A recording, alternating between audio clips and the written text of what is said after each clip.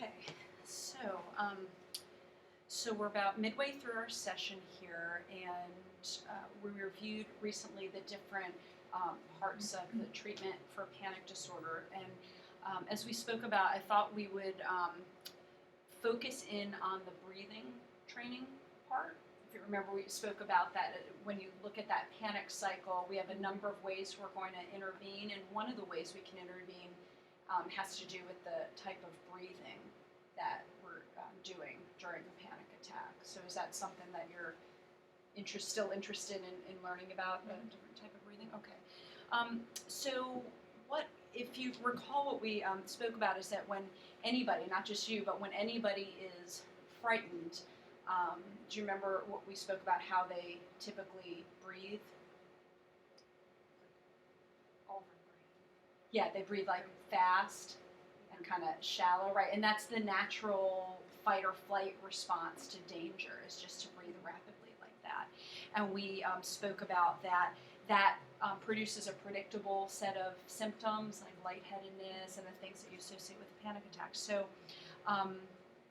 there is a different type of breathing that's been pretty well studied, that's quite different from the kind of breathing we do when we're afraid.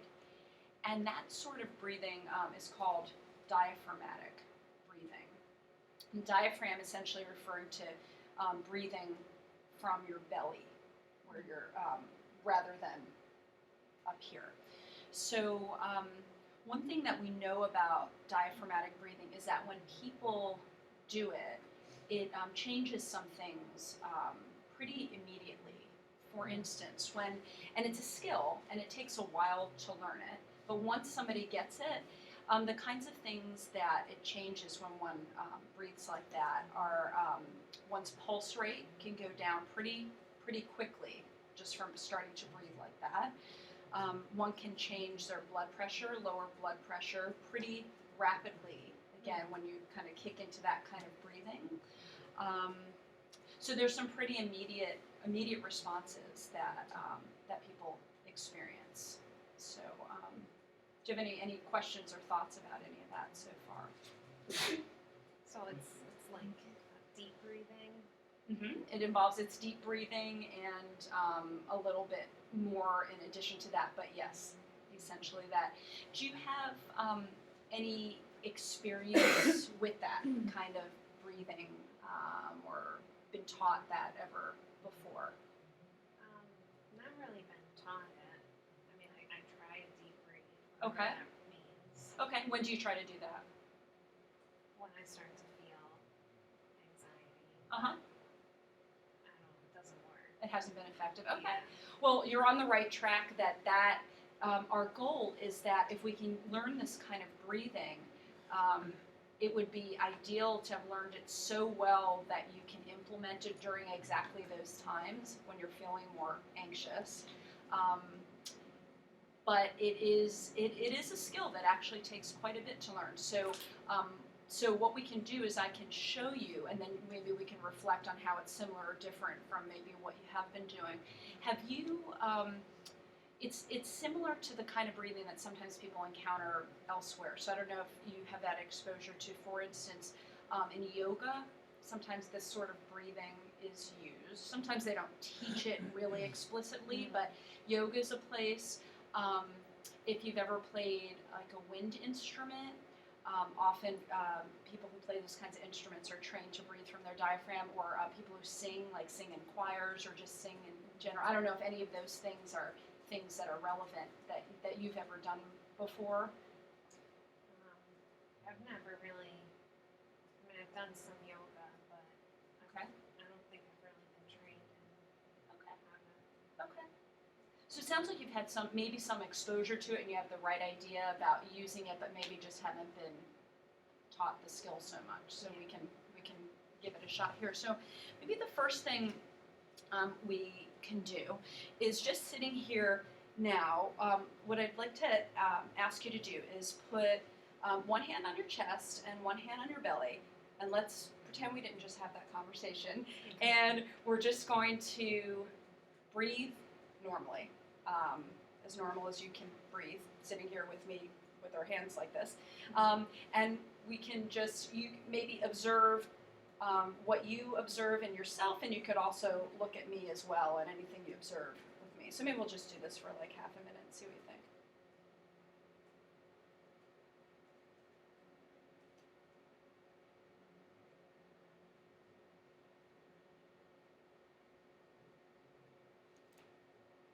What do you notice either in yourself or in myself in terms of breathing and hand movement?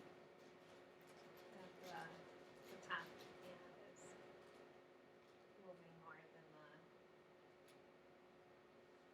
hand.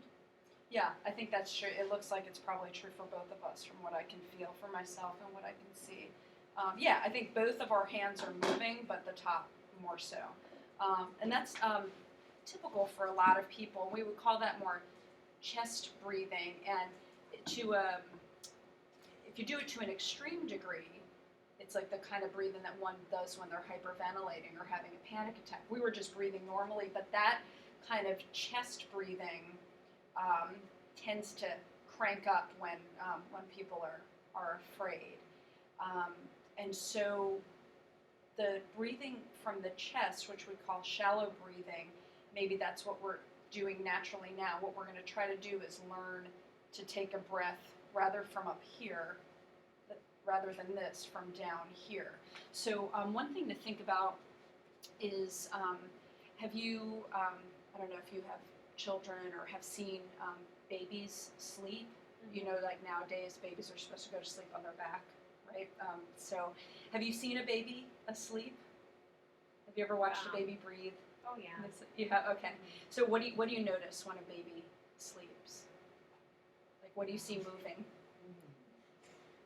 Oh, you don't know. Okay. Okay. So I'll tell you. When a baby sleeps, their little baby belly gets really big and then goes down. It's like it gets like the baby sleeping and the belly goes up and down. So we all start out breathing like that. That's like breathing deeply through our diaphragm. Babies know how to do it, and then we get older and get all harried and forget. So unless you're in yoga or you're a singer or you play one of those instruments. So what? And if you haven't had exposures to baby sleeping, that might not be the imagery that is comes readily to mind. But now you have that new imagery. But that is that kind of natural inclination. We sort of lose it, but that is what we're looking for.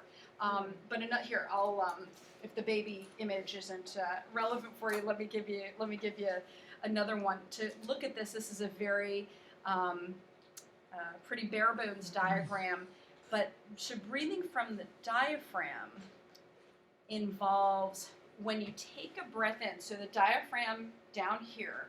So, and the reason I want to show you this is when I first learned it, I had it completely backwards. So I'm thinking I might not be the only one who gets it backwards. So when I thought that when you breathe deeply, what I personally used to think is you breathe in, your belly goes like, and then you breathe out, and it goes like that. And it's actually the opposite. And if you think about it, and maybe you wouldn't have been confused by it, but I was. When you take the air in, the air is going in, and it's going all the way in, and it's displacing your belly if you take it in really deep. So when you inhale, the belly is going to actually expand like a baby when the baby's sleeping. And then when you exhale, the air is coming out, and so the diaphragm relaxes. And your belly's gonna kind of go back in where it started. So that's what you're imagining. And one imagery that can sometimes be of help is imagining that there is like a balloon in your belly, and when you take the air in, it's expanding the balloon. And then when you blow the air out, it's like the balloon deflates again. Does that make sense? So that's so this is, and you can keep this. So the air is going in, and you're like imagining almost like it's like a tube or a pipe. The air is going down. You're imagining it going down into your belly, and it's able to gently expand that balloon. And then when you exhale, the balloon releases. That's kind of the imagery that you might consider keeping in mind. So, and the idea with diaphragmatic breathing, like that's the main thing, is that, so you might have tried deep breathing in the past. It's possible that you weren't getting the air into the diaphragm, because you could like sort of take a pseudo deep breath, but it's still a chest breath. Like you could go, and that is not going to do all those great things that I mentioned in terms of pulse and heart rate and all of that. It takes practice to kind of get it, and it's kind of a gentle movement that's not forced, and it's pretty slow. Um, so, so yeah, tell me what questions, if any, you have about this before I demonstrate it further. I wonder what happens. So if we're breathing like this as babies, what changes that we stop? Yeah, that's a good question. I don't know. Your guess is as good as mine. I guess people get focused on, I don't know, maybe babies are less distracted by things. They're just hungry or not, or satisfied or not. I guess as we get older, there's like a bunch of things and maybe we're not as focused. I don't really know. That's a good question. But it's something, but your question is a good one, because it's something essentially to relearn. Like it was there at some point. It's not actually a novel thing, but it just might have been a long time ago that we breathed like that. Were you going to say something else? So breathing like this will eliminate having a panic attack? Well, yeah, so when you breathe diaphragmatically, if you remember that panic cycle and what keeps it going, besides catastrophic fearful cognitions, that sort of over breathing, fast chest breathing keeps those symptoms going. So if you breathe like this, you actually cannot have a panic attack. Like it's physically impossible to have a panic attack breathing like this, because you can't get those symptoms. The symptoms come from over breathing, which alters the carbon dioxide and oxygen availability in the blood, and that gives rise to all of those symptoms. You don't get those symptoms when you breathe like that. So you actually, it's like you can't simultaneously have a panic attack while breathing like this. So is this something that you should be doing all day? Good question. Now that's up to you how you want to use it. I can tell you, typically people want to learn the skill so that they can utilize it at the first sign. Often people will utilize it when they feel like they can have an early sign that there could be like a trigger for a panic attack, and then they'd kick into that type of breathing. On the other hand, other people like to increase their awareness of their breathing throughout the day and try to kick this in as often as they can, just to get their baseline level of anxiety kind of lower. So it's really, in terms of the problem you're asking for help with specifically about the panic, we would connect it mostly with that, but there's nothing to say that you couldn't breathe like this whenever you wanted, but it will take quite a bit of practice and focus, at least for a while, to do that, but then that's up to you how often you want to attend to it. Yeah, I imagine it can be hard to remember to do this when I'm feeling that overwhelming panic. Yeah, well, that'll be the most important time, but that's the hardest time to breathe like that. And so I'm going to teach you the skill, and then we can talk about when you would practice it. Okay. First, we want to practice it during times where you're not feeling anxious at all, because to do it during times when you are feeling anxious will be much more difficult. So you want to get really good at it when you're feeling okay, and then be able to do it during those other times where you really want to. So how about, what I would like to do is take this couch here and show you the way I suggest learning it first is laying down, because it's easier to get the feedback on what's moving and to make alterations. And then if you can get it laying down, then we don't want to always have to be laying down when you breathe like that. Then we move towards sitting up and standing and walking, that kind of thing. But what I would suggest is that, here you can have this. So what I'm going to do is demonstrate it laying on this couch, and then I'm going to invite you to give it a try. Okay? So maybe you can scoot over here. So what I'm going to do first is I'm going to breathe normally. just like as I normally would. And then I'm going to kick into diaphragmatic breathing and just ask you what you observe. And just keep in mind that I've been doing it for a lot of years, so I can make that shift right away. But it takes a long time, or it takes a while anyway, to learn it. So just so you know, I can do it pretty readily because I practiced it a lot. Okay? So what I'm going to do is use 2 books. I'm going to put a book here and here. And I'm going to start by just breathing normally. I'm going to pretend this is all normal. And I'm not demonstrating anything. I'm just going to breathe. And you just tell me what you observe.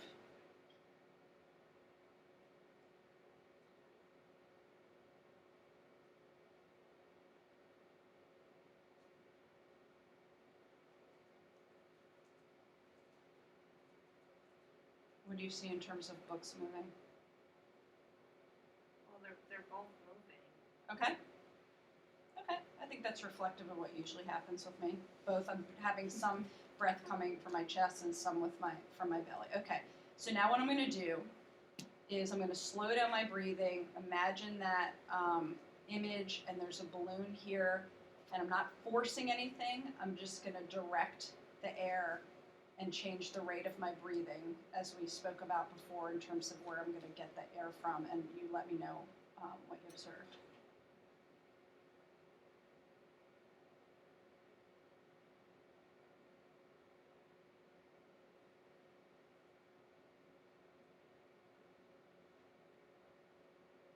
Yeah, just the bottom book is moving.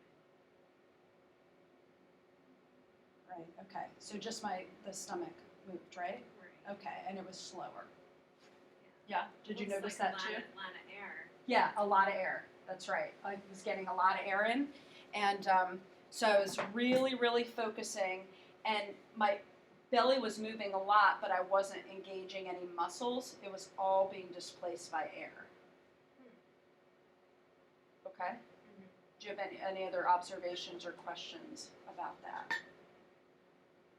I can see that it's a skill that would need to be practiced. A lot.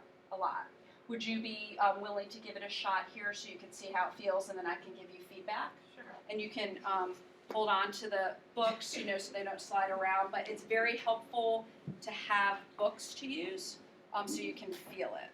Okay? And if you feel comfortable, closing your eyes is best just for focusing. So try as best you can to just imagine the balloon, and we're just going to try the diaphragmatic breathing part and see how it feels to you, and then I'll give you some feedback too. Are the books in the right place? Mm-hmm. Yeah. So try the diaphragmatic breathing. So just close your eyes and imagine a balloon in your belly, and just gradually, slowly take a few deep breaths and see if you can direct the air just straight down to your belly.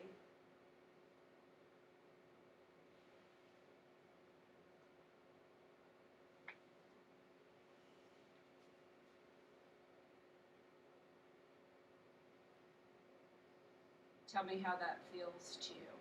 What do you feel moving, and how is that for you? It feels unnatural. It does? Yeah. What feels unnatural about it? Like I'm trying to focus too much. Okay. So you can try to make whatever adjustment, and granted, it's not a normal situation. So just, that's okay. So what I see both books moving, so that's good. So it's not just the chest. See if you could do any more with the imagery of like imagining like a tube, it's just bypassing your chest, and the air is coming just straight from down there.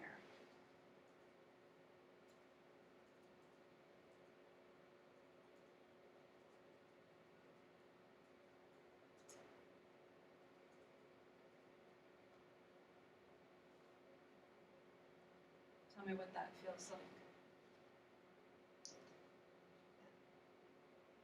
Kind of feels like I'm doing the same thing.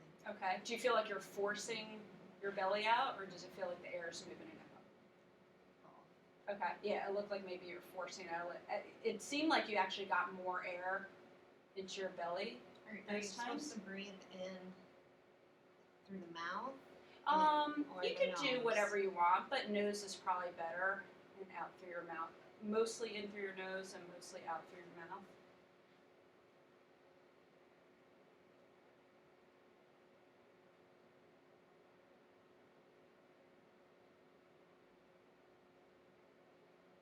Are you able to use the balloon imagery at all? Does that help, or are you able to utilize that? Trying to. Okay. All right.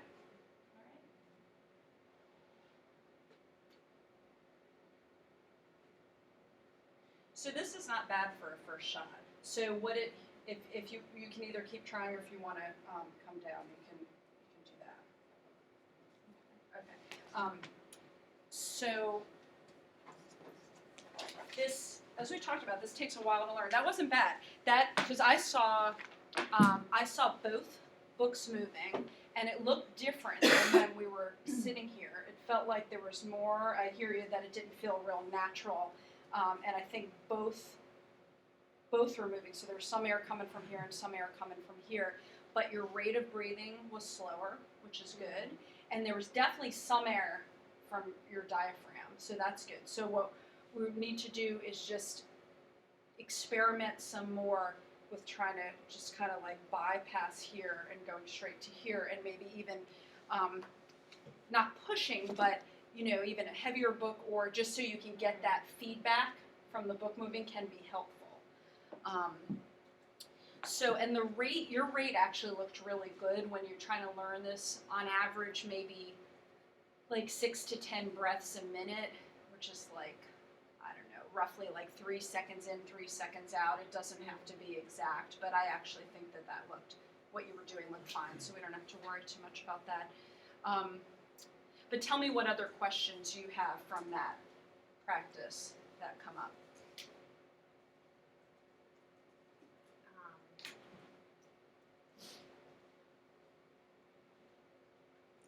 I think I just need to, I guess, practice it. I do like the balloon imagery. Okay. And I can see how breathing that deeply could be helpful. Okay. I just think I need to learn how to do it. Yeah, absolutely. And like I said, I've been doing that for a lot of years, and it takes a while to skill like anything else. So to learn a skill, we want to get this skill on board and learn it so well that you can just do it in your sleep. And so an analogy I often will use is you want to overlearn it. There are a number of things you can think about, maybe like a musician performing, how it has to be second nature by the time they do it under a pressure situation, or a firefighter when when that alarm goes off, they don't want to be thinking like, okay, what's the first step? Like the helmet, the boots, the suspenders, the hose. It has to be just like that, and that's what we're going to try to. And it takes a lot of repetition for a firefighter to just be able to do it like that, and for us to be able to kick into this sort of breathing when we most want it to use it. So it will require a lot of repetition, and so which means that we'll have to practice it a good bit. So let me show you before we wrap up, this sheet that can be helpful to record the practice with this, and tell me what questions you have about this. So to do this, it needs repetition, as we both had just said. So this is a way to capture your practices and feedback for both of us, so we know how it's going and what changes we might need to make. So the date goes here, and then the time of your practice goes here. And I would think ahead of time. Even though the practice is, my suggestion is 5 to 10 minutes. That's it for the practice segment, which doesn't sound like a whole lot of time, but it actually takes a good bit of planning and effort to do it. So I would think about 2 times that during the day that you think you could be relatively uninterrupted. You'd be able to, be focused. And so for some people it's first thing in the morning, for some people at night, or whatever but I would, doesn't really matter when it is, but I would say to think about it ahead of time. So rather than just waiting for the 5 minutes to present itself during the day. And then I would say this is where you rate your anxiety. 0 means no anxiety at all, and 10 is fully panicked. And for practice, we don't want to be fully panicked. We want to be practicing when we feel pretty okay. So for the most part, your anxiety should probably be, not sky high when you're starting this. So, so questions so far about what goes in these places. So when I practice it, Yeah.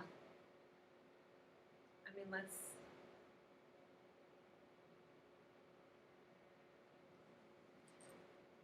this. Oh, I'm sorry, we're not up to this yet. Oh, okay. That's a different rating scale. Tell me, for Okay. this stuff, do you have any questions what about? if I have low? This is meant to bring the anxiety down, so I may become. I'm Ultimately- practicing first when I'm oh, calm. Yeah, ultimately, we want to use it as a skill to bring anxiety down. Right now, it may or may not do that. We're just trying to learn the skill.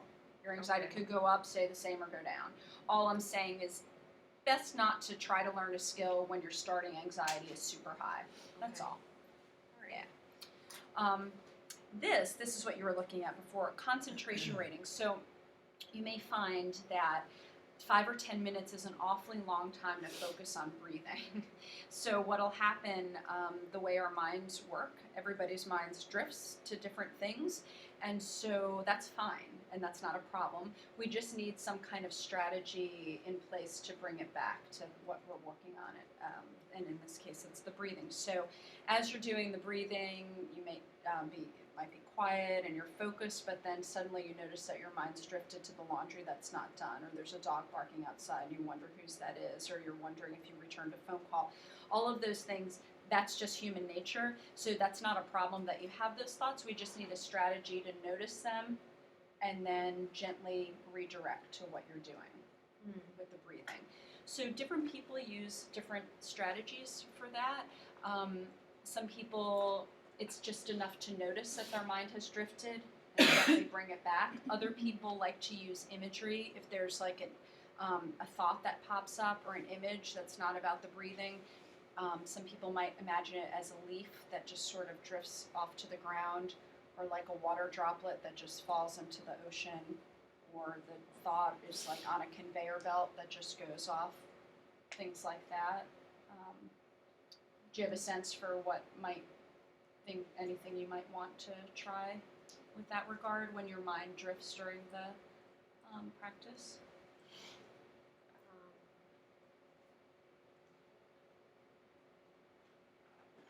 Maybe clouds passing in the sky. Mm-hmm. Something like that. Like the thought, like there it is, and it's just, that sounds nice. Okay.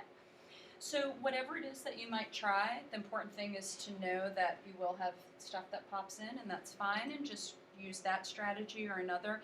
And the rating is just how well you were able to do that. So 0 is you were just very distracted by other thoughts and you had a very difficult time bringing it back.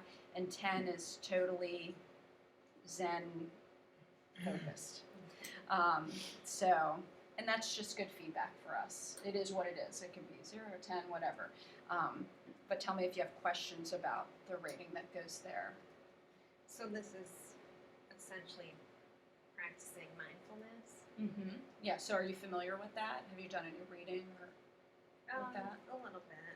I That's don't think I'm very good at it. Okay. But Well, then this will be another opportunity to practice that, but very much so. That's exactly right. That's, I guess, how you knew the cloud idea, maybe. Yeah, exactly. Just kind of bringing yourself back into the moment. Yep. And then here, we may do more with this down the road as we work more on thoughts, but right now it's just a small space to note any thoughts or feelings you're aware of during the practice, or anything that comes up at all, just to cue us as to how it went. So that's really kind of open for you. So tell me any questions we didn't address with this. So here I'm recording thoughts that came up during the practice. It could be thoughts that came up during the practice, how you think it went, anything about the experience. Yeah, just pretty open. Any thoughts or feelings you had during it or after it? Now during the week, how often should I practice? So the recommendation is twice a day, 5 to 10 minutes for each Okay. session. Again, we're trying to overlearn the skill, and it does require a lot of repetition so that you can do it on cue eventually. And what I would recommend is you practicing laying down for all of these practices to start. Once you feel like you've gotten that skill on board, we'll move towards sitting up, which is just a little bit harder for most people, and then standing and walking, because the ideal, what we're working toward is to be able to breathe in this way as you want, when you want, no matter what it is that you're doing. But we have to start with, we're at a starting point here. So do you foresee any particular obstacles in doing this week? So I guess, no, I don't think so. 5 to 10 minutes in the morning and then at night. Are those the times that you think might be best for you? Probably. Okay. Okay. A lot of people like to do it at the end of the night before bed. It doesn't have to be then, but a lot of people find that. Sometimes people, when they get good at it, they end up falling asleep, which is actually fine. Although when you're starting to learn a skill, you don't want to fall asleep every time. So, but you can just experiment with that. And tell me, to what degree are you hopeful or versus pessimistic about this being of any use for you from what you've learned so far? Well, theoretically, it makes sense, and I think it will be useful. I just need to practice. I think I see it the same way. In my experience doing this with a lot of people over a lot of years, it seems that the people who seem to get the most benefit from it are the ones who are able to really, really engage in the homework and really do it at the this recommended frequencies and get some feedback and be able to tweak it so we can really get the skill down very solidly. So it's the stuff that we're doing in between, that you're doing in between the sessions, and then you would bring this back and we'd review it together to get a sense for how it's going and see any kind of adjustments that we need to make. All right? Yep. Okay, so you can take this, and this will be, and then you bring this back and we'll review this together next time. Okay, very good.